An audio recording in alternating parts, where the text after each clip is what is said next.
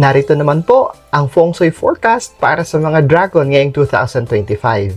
Napapabilang ka sa mga dragon kung ikaw ay pinanganak sa taong 1928, 1940, 1952, 1964, 1976, 1988, 2000, 2012, and 2024. Ang 2025 ay magdudulot ng mga makabuluhang pagpapabuti para sa mga dragons. Ibig sabihin, papabor at maraming mga good stars, auspicious na mga stars ang naka-align sa kapalaran ng mga dragon. Aasahan ng isang taon ng punong-puno ng pag-angat.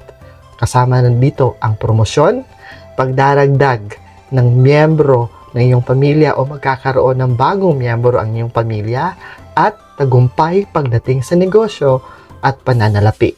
Ang mga nobleman stars o ang mga matulungin na mga bituin ay magpapahusay lalo sa pagganap at pag-angat ng iyong karera.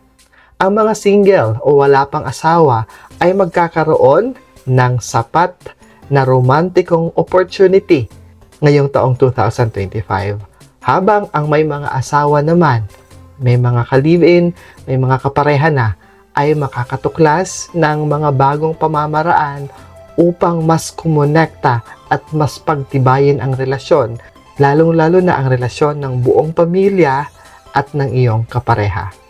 Panoorin pa po ang karagdagang impormasyon at mas kumpletong detalye patungkol sa mga Animal Zodiac Feng Shui Forecast dito lang sa YouTube channel natin at ang iba't ibang paghahanda para sa darating na 2025.